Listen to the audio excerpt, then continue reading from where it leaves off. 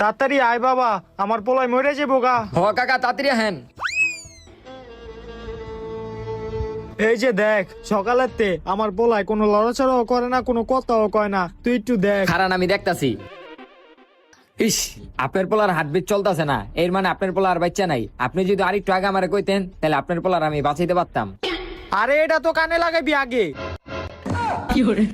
খারান দেখতাছি। প্রথমে মিস্টেক হইছে, এখন চলতেছে হার্টবিট। হ্যাঁ, শিট, সম্ভব না, বড় ভুল হয়ে গেল গা। হ্যাঁ সম্ভব না মানে?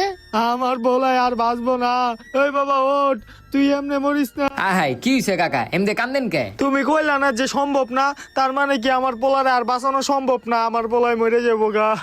আরে কাকা থামেন থামেন, আপনার পোলার এমন কিছুই হয় নাই। আপনার পোলার একটা সুই দিলে আপনার পোলা ঠিক হয়ে যাবো গা। এখন আমি সুইটা যে ব্যাগে রাখছি, আমি সেই ব্যাগ